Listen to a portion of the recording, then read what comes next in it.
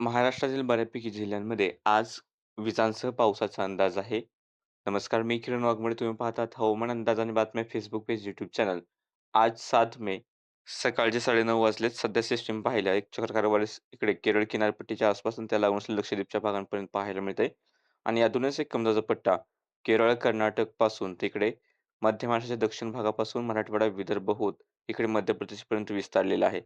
दुसरा एक कमळचा पट्टा हे उत्तर भारताकडून अशा प्रकारे पूर्व भारतापर्यंत विस्तारलेला आहे आणि याच्या आसपास आज मेघगर्जना आणि पाऊस सक्रिय होईल. उत्तरेकडे पाऊस सक्रिय झालाय, दक्षिणेकडे सुद्धा पाऊस पडतोय. महाराष्ट्रात सुद्धा पावसाचे वातावरण अनुकूल होणार आहे.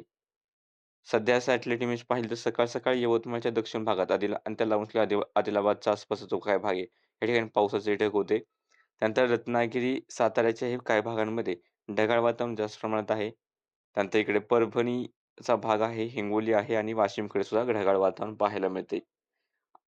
आणि येत्या 24 तासात पावसाची शक्यता पाहिली तर नागपूर, भंडारा, गोंदिया, त्यानंतर अमरावती, यवतमाळ, चंद्रपूर, गडचिरोली, तेलंगणाचा उत्तर भाग, नांदेड, लातूर, धाराशिव, सोलापूर, सांगली, कोल्हापूर, त्यानंतर कर्नाटकचे उत्तरेकडील काही जिल्हे आहेत त्यापासून तर इकडे मग सातारा, पुणे, अहिल्यानगर, नाशिकचे खास करून पश्चिमेकडील भाग, त्या लागून असलेले पालघर, ठाणे, रायगड, रत्नागिरी, सिंधुदुर्ग, गोव्याच्या आसपासचे, घाटाच्या आसपासचे पूर्वेकडचे काही थोडेसे तालुके असतील.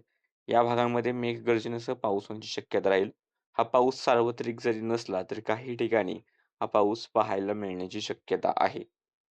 त्यानंतर धुळे, नंदुरबार, जळगाव, अहिल्यानगरचे, नाशिक, पुणे, साताऱ्याचे पूर्वेकडील भाग, सोलापूर, धाराशिवचे उत्तर भाग, परभणी, हिंगोली, वाशिम, अकोला, बुलढाणा, जालना, छत्रपती संभाजीनगर, बीड या ठिकाणी स्थानिक ढगफुटी झाली तर एक दुसऱ्या ठिकाणी गडगडाट होईल.